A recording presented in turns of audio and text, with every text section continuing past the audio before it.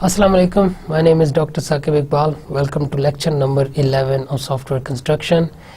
Today we'll study about GUI programming in Java. Okay, before going on to today's lecture, I'm going to recap what we studied in the previous lecture. In the last lecture we talked about software design frameworks, and which are basically used to give you extra functionalities and which give you control on the functionalities. You don't have to write code for certain features. A framework can insert code for you, a framework can run some code for you, or it can provide you some libraries where you can choose code for a specific kind of tasks you want to put in your system. So we looked at some generic features of a framework, and then we looked at Java framework, which provide you with different APIs, libraries and applets. We saw that what kind of advantages a framework has got and which it offers. There are some certain features which you can use to make your system better, efficient, and you can also reduce the code size which you write in the system. You can simply call different features of framework, and they are appended during the execution time, and they provide you some functionalities which otherwise could take a lot of your time while you are writing them. In the framework you just import those features which are provided by the libraries, and you just write them, their call in just one line of code, and that feature automatically runs for you at the execution time. So today we're going to take further that Java framework, and we're going to talk about GUI frameworks and the GUI programming which you do in the frameworks in Java. And we will look at some programming concepts of GUI. GUI is basically graphical user interface, and it consists of different kind of graphical images which you use in your system, such as buttons, layouts, windows, and the arrows, or the menus, or the sub-menus and frames, and all those kind of visible features which you look at in an application or in a website. Those are provided by GUI frameworks. Before looking at the programming concepts which this GUI offers, first if we compare this conventional kind of programming and event-driven programming, and we look at the difference between them, then we see that in the conventional programming, it's a sequence of operation is determined by the program. As I told you before in the previous lecture as well, that in traditional kind of programming you write a code, and then compiler, what it does for you is that it runs the code line by line, and it does the functionality which is written in those lines. So it doesn't go out of the code which you have written, and it doesn't do any extra functionality for you if it's not written within the code. So what you want to happens when you want it. Wherever you have written it, wherever you have called the functions, it will be performed accordingly at that position. So, and of course in the conventional programming you can make use of libraries as well. Libraries were offered a long time ago in previous languages, and even in the obsolete languages there was the provision of using libraries, but it died out using libraries because libraries could make your system bloated, and it can take a lot of space in the memory.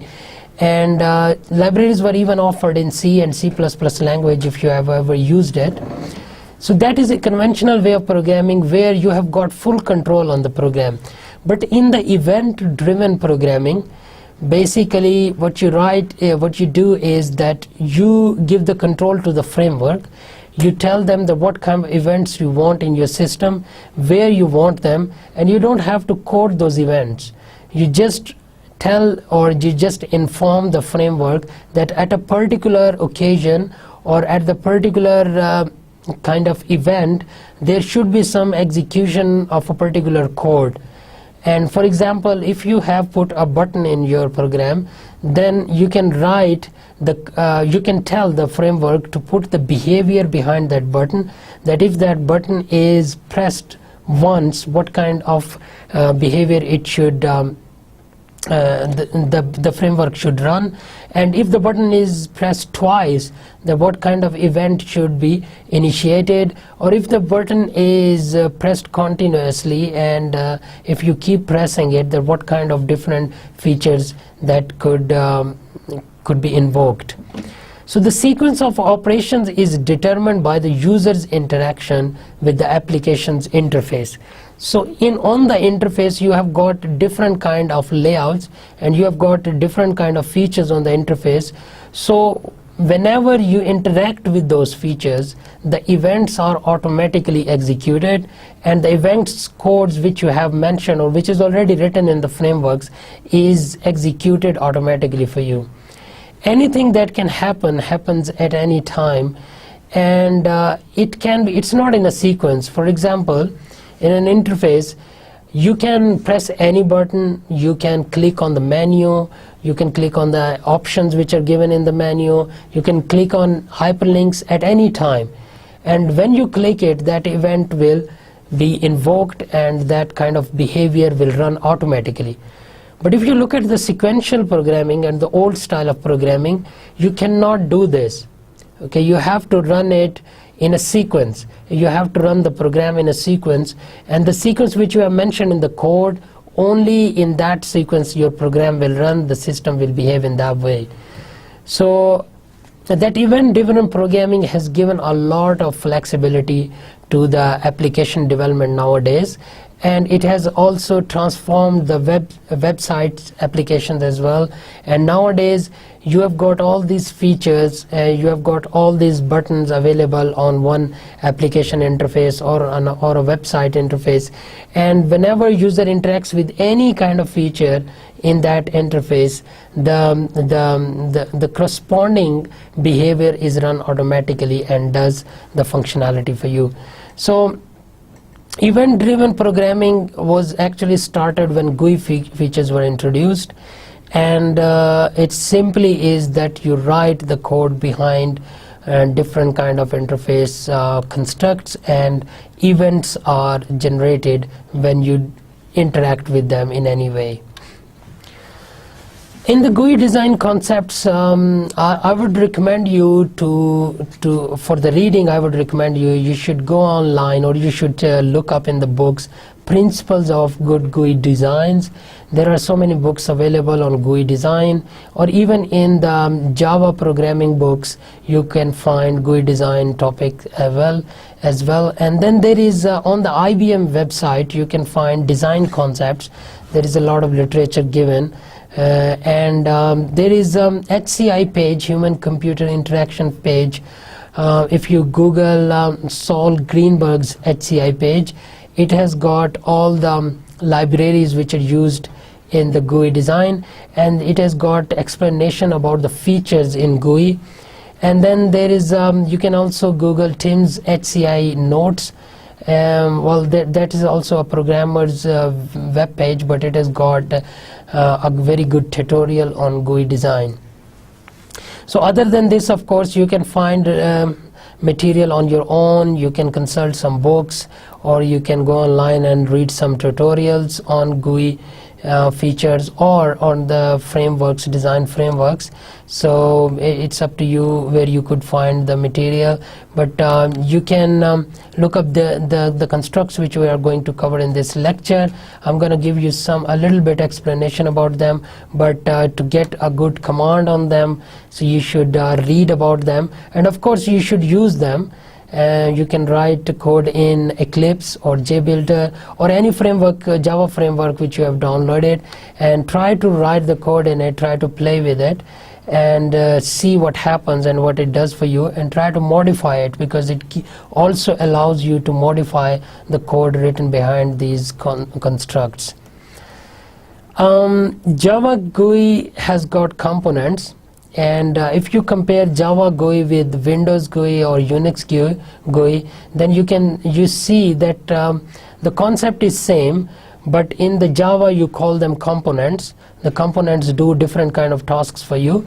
And if you are using Windows GUI, it has got controls. So basically components also have got controls, but there are different names in different kind of frameworks. Similarly, there is a Unix GUI available as well. In the Unix they are called widgets, and they do the same kind of stuff for you. So examples of different GUI programming concepts are like labels, buttons, checkboxes, radio buttons, text input boxes, pull down lists. So these are different kind of examples of these constructs which you can use in GUI.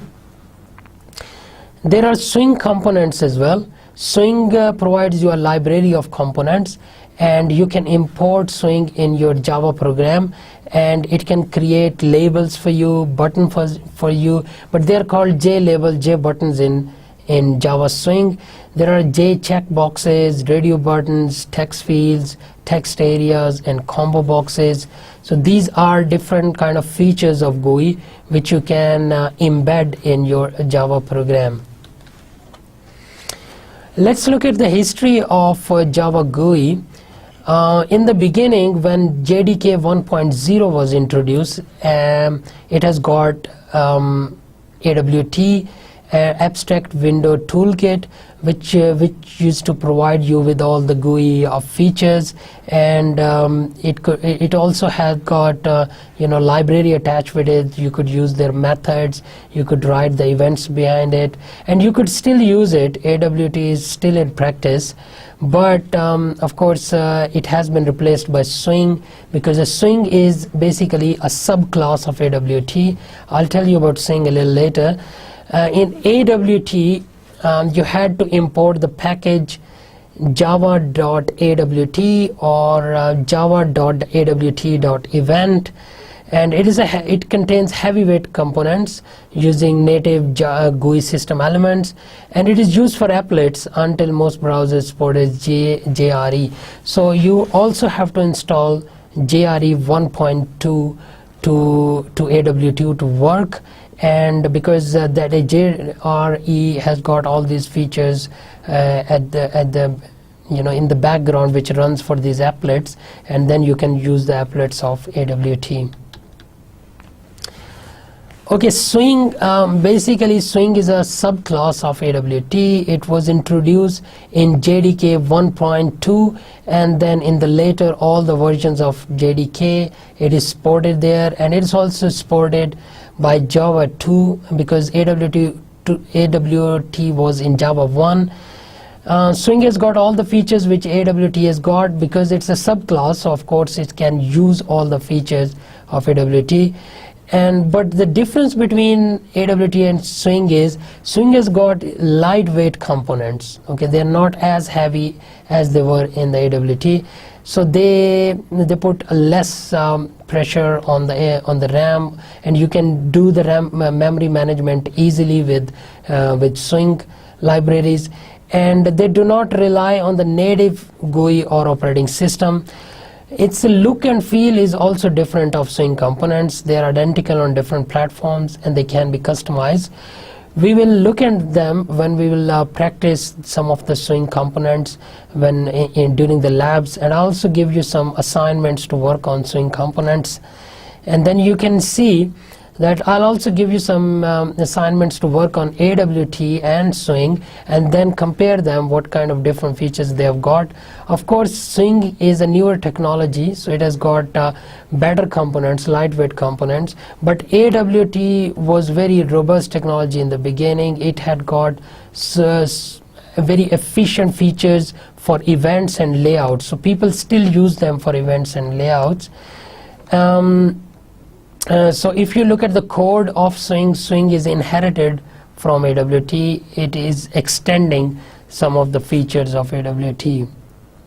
Swing components in Java advanced GUI support, for example, drag and drop. So it provides you drag and drop facility.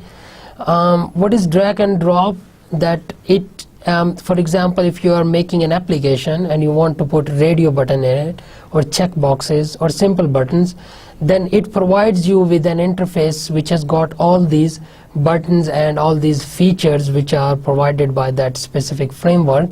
For example, it has got menu option, button option, scroll bar options. So you simply drag them and drop them in the edit area or in the text area, and what it will do is that it will automatically create the code behind those features. For example, if you put the button, then it will create the basic code of the button, and then it will allow you to put some events behind it, like if the button is pressed in a certain way, what kind of functionality it will perform.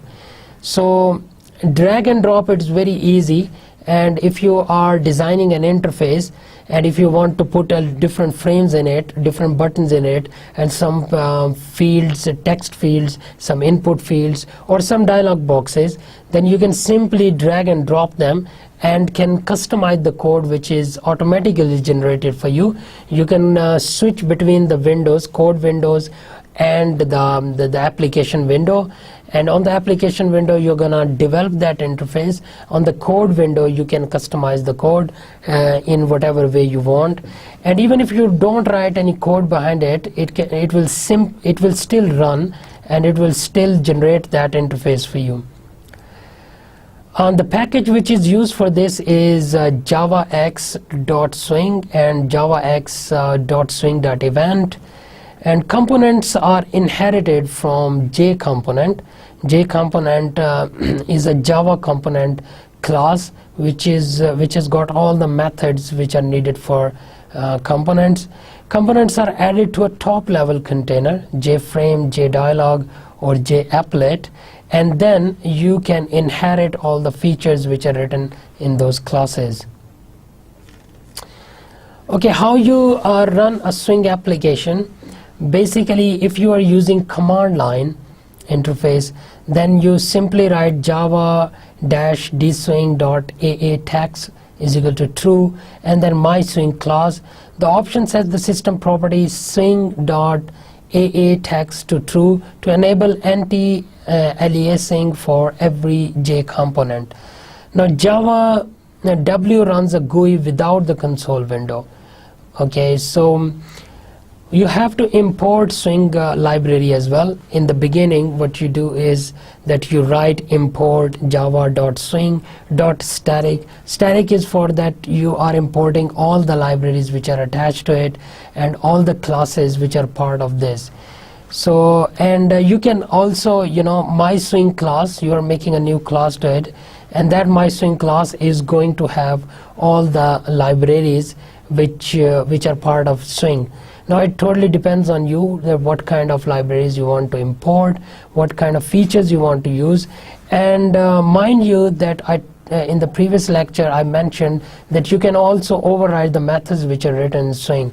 So even if there is a code written for a specific kind of a button, which that code can write and that can create that button for you, you can go and override that button method, and you can customize it according to your own needs.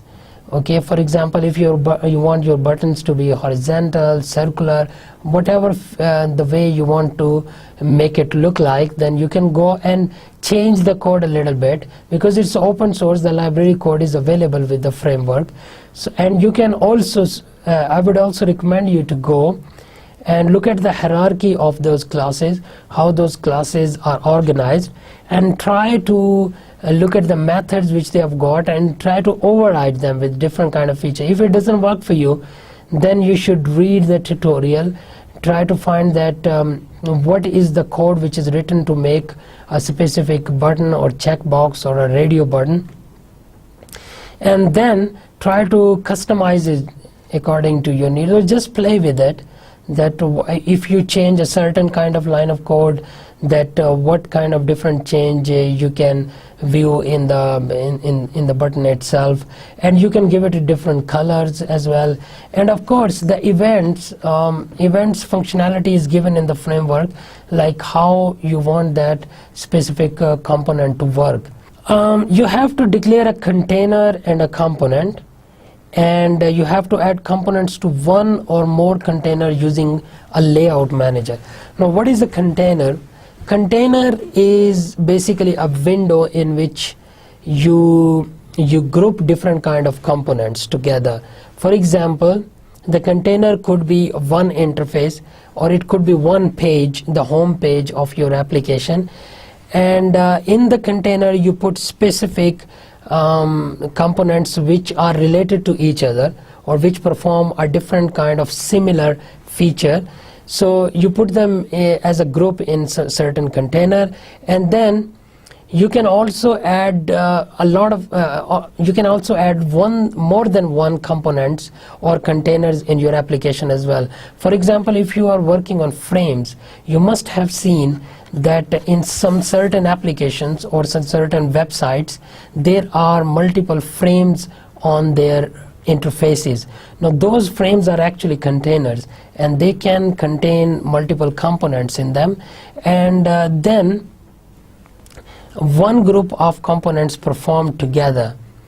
Okay, they are different from other group of components, and you can register event listeners with the components. Now, event listeners are basically the observers. What they do is that they look at the button and they see that how that button is changing, like how that button is being pressed, how that button is being used, and if it is being navigated, that what kind of different functionality should be inserted. So event listeners' job is to observe any changes in the interface and do the and invoke the event which has been written by the programmer behind that change. For example, if you start writing something in the password box, now password box is an input box. Now you will see that when you start writing in the password box, it automatically converts it into static signs, means it is hiding what you are writing there. And if you write it in any other input box, it will write normally. So how that component or how that container knows that this is a password box or this is a normal, because you have mentioned it behind, and you have assigned different values to it, and you have assigned different event listeners to it. Now those event listeners behave accordingly. And also, you know, there are different kind of restrictions which you impose on these text boxes.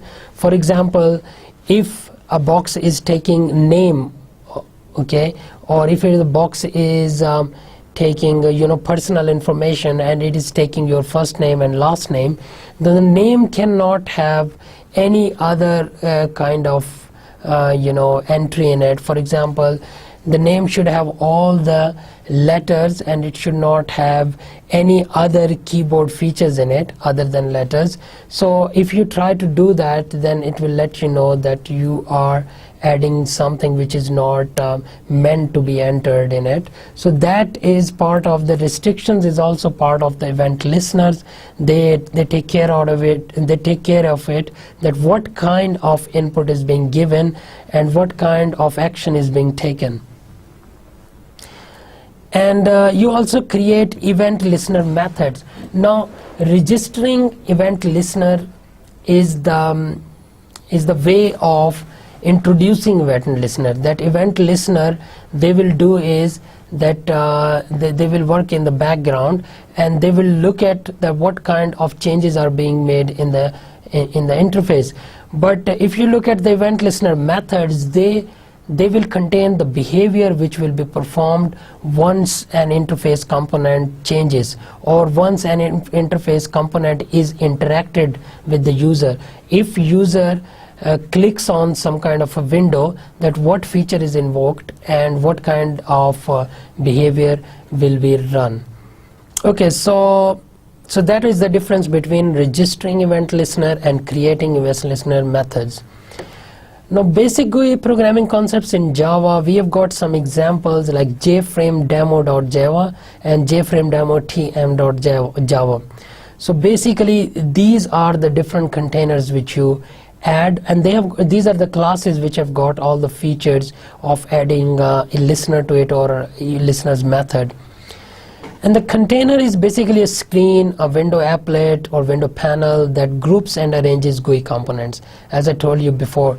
So if you have got a drag and drop facility in a framework, and it will provide you with all the components which are available which you can use. First you will make a container, and you can make multiple containers in one page, and then you will drag the components which you want in the container, and you just drop them in the container, and it will automatically, the code will be generated in the background, and then you can switch to that code window and look at the code, and then you can modify it, change it, customize it according to your application's requirement. And it arranges GUI components as well. It has got features like how you can arrange different components within a container, where you can put the different components. You can do your own, designing, and the way you want your whole page look like. It's up to you. And basically the component is an object with visual representation. It's basically part of a class. For example, if it is a button component, JButton, it is a part of a JButton class. So it is an object of JButton. So that object has got methods attached to it, because as you have already studied about objects and classes, so if the methods which one class has, and the object of that class can use all those methods and can call all those methods. So behind the button there is a JButton class, and this is basically a visual object. Okay, and you can play with this object as you play with other normal objects. You can call different kind of methods, you can override the methods, you can call the methods from parents classes as well.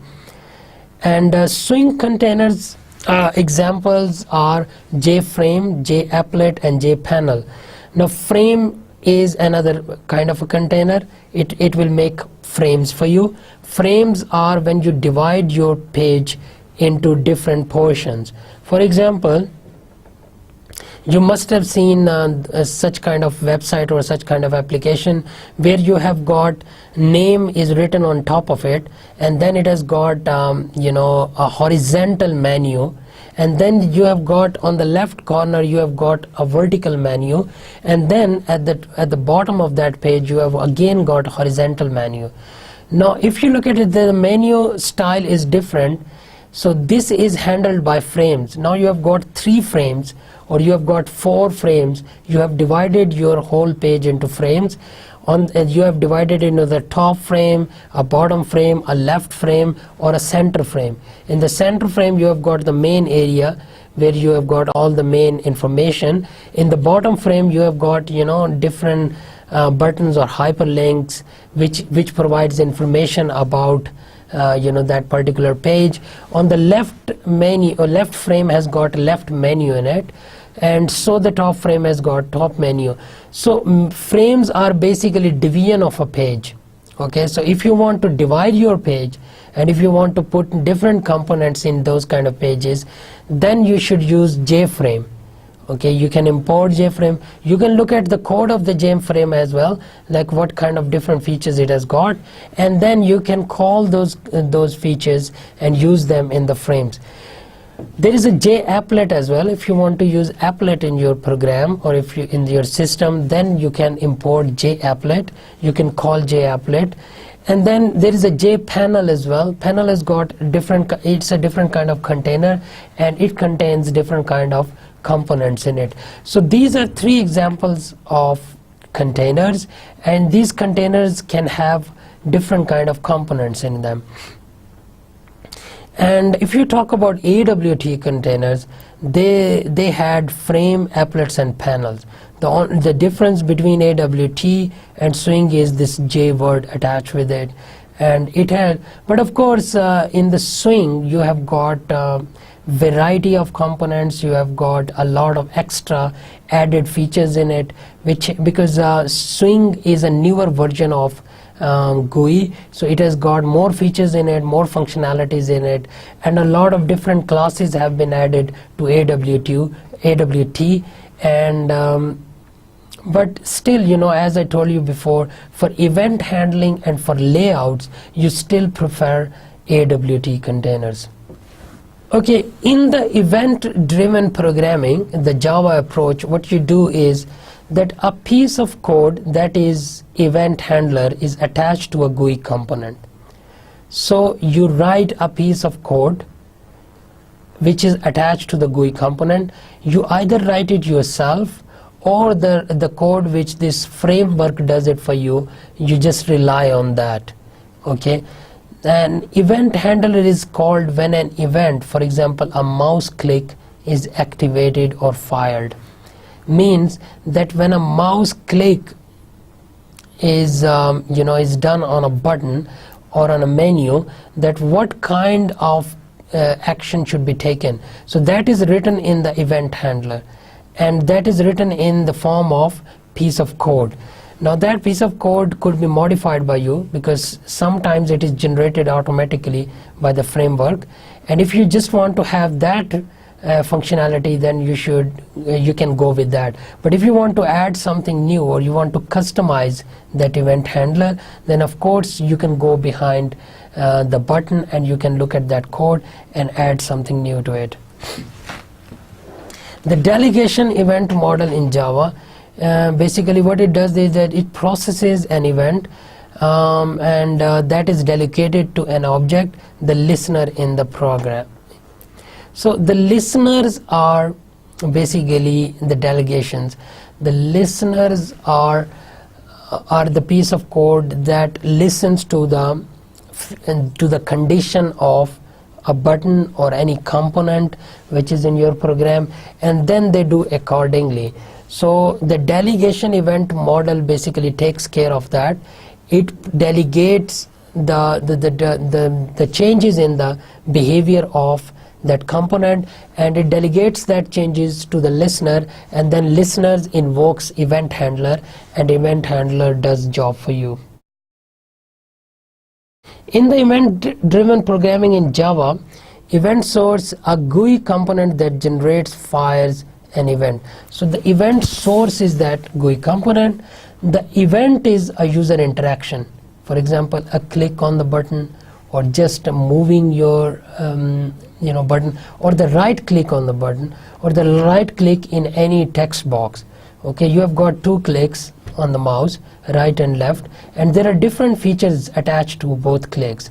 So the event will be the interaction of the user, what kind of features that user is looking for. And event listener is an object that has encapsulated event handler to react to an event. Okay, so event listeners will keep looking at that component. They are basically observers. If you have studied design patterns, which we are going to cover in the next lectures anyway, that if in design patterns you see that observer pattern is used. The purpose of observer pattern is that you have got two classes. One is the observee and one is the observer. So observer, what it does is that it looks at the observee and it looks at it for any changes. So if there is any change, the observer takes notice of that change and does some kind of a job according to that change. So event listener are kind of those observer classes. So their job is to keep looking at the component and keep monitoring the changes which are going in that component, and then they invoke the kind of reaction which you have intended in the beginning when you wrote the code. Okay, event handling in Java, the delegation event model, basically a GUI element delegates the processing of an event to another piece of code, that's an event handler. So there is a GUI element, the code of GUI element is written and it is automatically inserted behind a component. That GUI element delegates the processing of an event to another piece of code, that is event handler. So if there is any changes in the event, that is delegated to the event handler, and event handler takes the action accordingly. The event source generates or fires an event and sends it to the event listener. So there is an event source. Event source is basically that component. So if any change it has to happen, that will happen in that component, and the component could be changed. It could be changed with the help of a keyboard. For example, if there is a text box, then it could be changed with the help of a keyboard. You start typing something in it, and the event listener will notice that there is some kind of input from the keyboard to that kind of dialog box, and then the action will be taken according to that. And in the case of buttons or menus, then a mouse click is some kind of a source. Okay, after this the event source, let's talk about event handling in Java. The delegation event model, if you look at it, event listener must be registered with an event source in order to receive notification. Now, of course, event listener cannot be written separately or independently. They must be attached with an event source. So that attachment is called registration. So you have to register every component with an event listener. So we're going to do it when we will work in the labs or when we'll work on the assignments. So what you do is that registration process is that you create those event listener, or sometimes design frameworks, they create listeners for you in the background.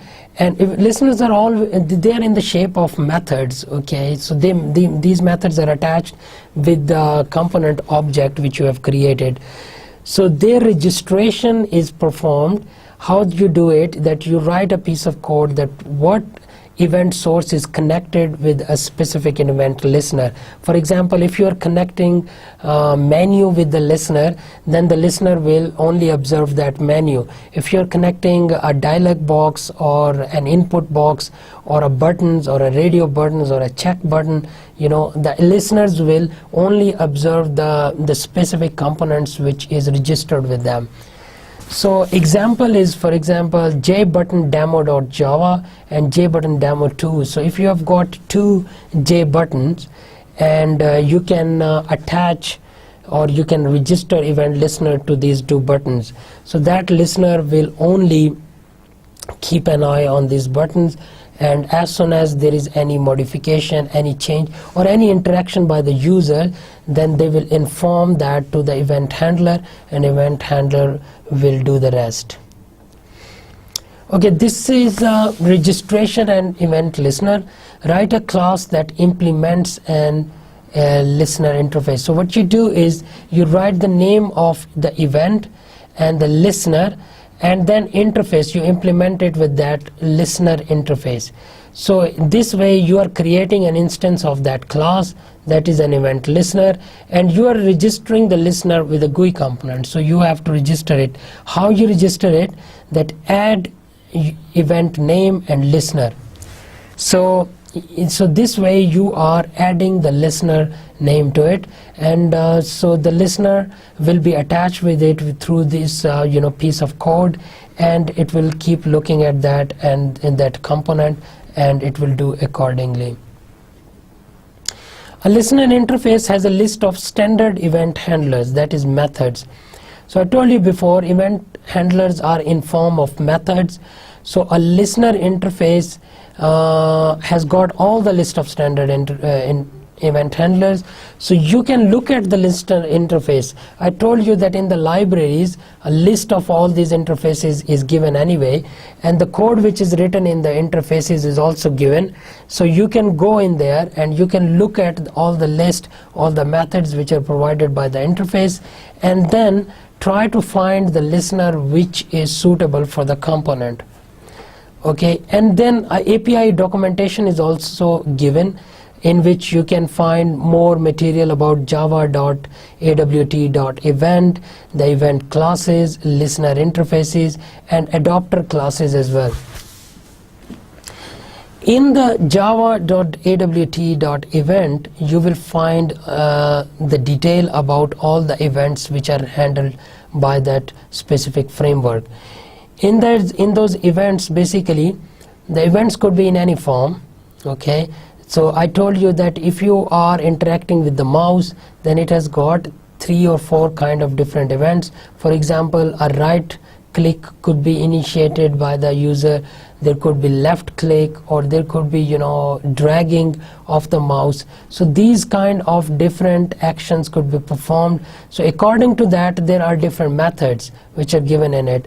Now those methods are standard methods, okay? They have got specific talks which is taken by most of the by the programmers. But if you want to customize them, it's totally up to you, okay? You can override them, you can customize them, you can add some behavior, or you can go with the by default behavior which is given by the framework. Then there are event classes. All the classes which are attached with the events are also given. You should read them and try to look at their code, that what kind of different functionalities they are performing. And event classes obviously have got event methods as well, which have got event listener methods and delegation methods and registrations methods. You should look at these listener methods and try to comprehend the code which is written in the methods, how that code is working. Now you can of course modify it. We'll look at it and when we are working in the labs, that how you can modify the code. But just for your information, you can play with it. If you modify one piece of code, what that event listener is going to do for you, and if you insert some different code in it, then how that action is modified and how that the behavior which that component is doing is modified. There are listener interfaces. There are many kind of listener interfaces. You can implement the class which you are implementing from any of these interfaces, and you can have different kind of functionalities if you implement different interfaces. Then there are adapter classes. Adapter classes, what they do for you is that they have got adaptation from other classes. I'll show you some example little later. What these do is that they take adaptation and behavior from other classes and they implement them. So you simply extend these classes, or you simply become a subclass of this class and you can adopt in these classes according to your own need. Event handling in Java, different ways of coding the event listener, use of another top level class, JButtonDemo, and anonymous inner classes as well. In the event handling, you can use top level class. The top level class is always JButtonDemo. In the JButton, all the code that is related to button is written. In the JFrame, the frame related code is written. So what you do is that you take you take the code of the highest class, which is the parent class, and you insert it in your own class according to your own need. But there are some anonymous inner classes as well. For example, JButtonDemo2, JFrameDemo, and JFrameDemo2, and the use of an adapter class, JFrameDemo3. Now anonymous inner classes, if you remember, I told you that you can write nested classes or inner classes. Inner classes purpose is that if within the premise of one class you are going to perform another functionality, then you can add in an inner class. So in the inner classes, I told you like nested classes can be written in the Java, and within a class, if you need a different functionality, so you don't have to write a different class altogether. What you can do is that within the body of a class you can write another class, or you could write it with the body of a method as well, and in method they becomes anonymous. So normally the classes which are written within the method's body are called anonymous inner classes. Some of the examples here are JButtonDemo2, JFrameDemo, and JFrameDemo2. So these are written within the methods of JFrame. Now why do you need to write these kind of classes? Sometimes it is intended that a certain type of feature should be written in form of a class. For example, we saw enumerations in the last lectures. Enumerations are a set of similar elements, and you put them together in a class form. Now that class, it doesn't make any sense if we put it outside any other class, or if we make it an independent class, because it just contains similar items, and those items are going to be used in a class anyway. So if there is a situation like this, and if you want to make an enumeration class, then you should always put it within the body of a class where it is going to be used. And if that enumeration is intended to be used within a particular method, then you should put that enumeration within that body of that method. That will make it anonymous. Why anonymous? Because if you studied automatic variables or local variables, I told you the variables which are mentioned within the method, then their life is only within the scope of that method. So if that method is called, their life starts, and when that method exits, their life ends. So is the case with these classes. Their life is within the life of that method, and their scope lies within the scope of that method. So they are not accessible from other methods, they are not accessible from other classes, and they become anonymous. So it is intended sometimes when you are making frames, when you are making buttons, and so you want to generate that kind of buttons which are part of some kind of a method, then you put them in the inner methods, and you make them anonymous. An anonymous thing is also beneficial sometimes when you are implementing data hiding, and you don't want other classes to look at that class, or you don't want other methods to access that method. For example, if you have got that enumeration, and that enumeration is supposed to be used within one method only, then there is no point of putting it globally, or no point of putting it within the body of class, because by doing that, what you are actually doing is that you are giving access to all the methods to use that, and those methods don't need it, because it is only used, or it is only required within one particular method. So it is always advised that you should keep it in with that method. You can make it an anonymous inner class, and then the scope will be within that method, and that inner class will be only used within that particular method. So is the case with the adapter classes. Now this is not the position to make you understand these adapter classes. Once we will start solving those lab assignments, then we'll look at some examples of adapter classes. JFrame demo tm2.java uses named inner classes and shows how to consolidate window closing from two different events. Now, when there is a situation when you have implemented some windows and you want them to be closed from two different events. For example, sometimes you must have seen any dialog box or any window, they have got a cross option at the at the top on the right corner, and then you also have got another button which says cancel now, or OK button. When you press OK, the window disappears automatically. If you click that cross button, it disappears, or if you press close button, it closes. So now there are three different events which are actually closing the window. So it means that your window has got three different events. Okay, so if there is that kind of a situation, you can introduce some inner classes to close that window, and those inner classes will take care of that event handling which actually initiates the closing of the window. So these are some of the examples of the situation which can arise when you need named inner classes rather than anonymous inner classes. Okay, handling of mouse events.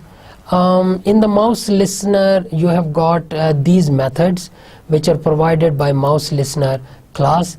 Mouse pressed, mouse clicked, mouse released, mouse entered, and mouse exited. So these all have got code written behind it, which is by default code which comes with these methods, but of course you can change it according to your need. Mouse pressed means that once the mouse is pressed, what action should be taken, and if it is clicked, what action should be taken. If it is released, sometimes you also need some behavior to be run when the mouse is released if it is pressed for a long time. Mouse entered. Now if the mouse mouse enters within a particular window or in a text box, then what should be done? Like if you enter in a text box, then it allows you to type in it. So that entry is mouse entered, and that entry is initiated by that mouse entered method.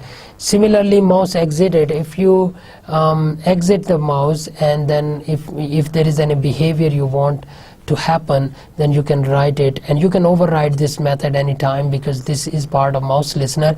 And if you're extending mouse listener, then you can override any of these methods.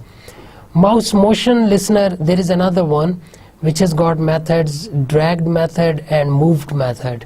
So if you are dragging mouse, and there is a different functionality that could be performed, or if you are just moving the mouse, then what should happen? Sometimes different features are required when you are just moving the mouse around. Okay, and if you're dragging it, then resizability could be performed.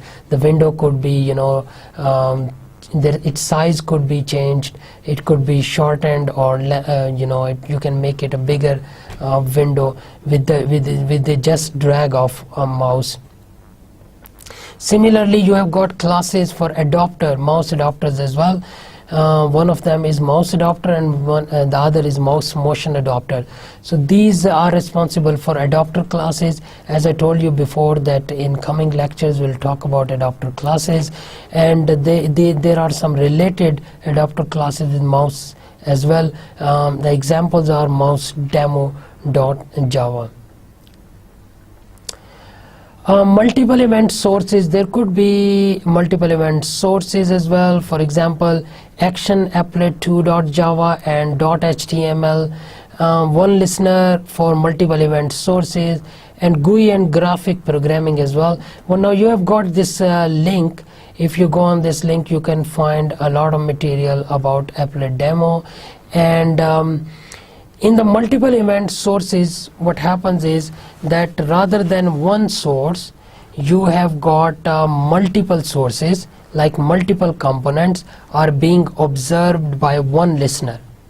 Okay, there could be one observer who is keeping an eye on multiple components, like if there are multiple checkboxes. Now this is a prime example of multiple sources. Like checkboxes, you have got 4 options and they've got checkboxes, and so it will look at all the boxes and it will keep track of the modification in all boxes. For example, if the checkboxes are giving you ability to check more than one, then it will take input from more than one checked boxes. But if it only allows only one checkbox, then it will disable the other inputs from other boxes and it will take only from the checked one. So this way, you can handle multiple components with one listener, and that one listener can send the information, delegate the information to the event handler, and then according to that event, the event handler will run its behavior. Okay, a lot of information is given on GUI and graphics programming. You can check this source. So this was our today's lecture. So that was the last topic. Now let me revise today's lecture. Today we studied about GUI and graphics. GUI is basically graphical user interface. These are design frameworks which are offered by Java. You can write different kind of codes of application, but the main features they offer is the components which you can add to your system. Now there are GUI interfaces which provide you the ability to drag and drop components on your website. I also told you about containers which contain multiple components which are similar in nature. You can also have a frame container as well, which divides your page into different frames. You can lay out components differently in different frames, and you have got event listeners which are attached with the components. So what is the functionality of event listener is they are kind of observers which keep eye on the components, and they take inputs from the components. So if there is any interaction by the user, it could be in any way, it could be interaction through mouse or a keyboard or any other device which are attached with the system. So they observe the component and they look at the changes which are made and what kind of changes are made. For example, if the input is through mouse, then they look at it that what kind of event has been performed by the mouse, what kind of interaction the user has performed using the mouse, and according to that a delegation is sent to the event handler, and event handler takes action accordingly. Then I told you about delegates and event sources. I also told you there could be multiple event sources as well. Like one listener can listen to multiple components, and they can send multiple information. They can take inputs from multiple components, and then they can inform event handlers, and event handlers can take action according to that. So this was the lecture about GUI and graphics. We have not yet started writing the code in GUI. I would recommend you to work on Eclipse and try to search the links I have given you. You can find a lot of code there and a lot of material about these components. And what you can do is you can simply copy the code from these sources and paste it in Eclipse and try to run it and try to see what it does for you. Or what you can do is that in that Eclipse framework, drag and drop facility is also given. You can play with that drag and drop. You can add components onto the screen. You can add some containers onto the interface and try to write the event listeners and write event handlers as well, and try to customize them. Try to put some more code to it and see what happens. For example, you can add one window, one display window in your interface and one button in your interface, and then when that button is pressed, then hello world appears in the window.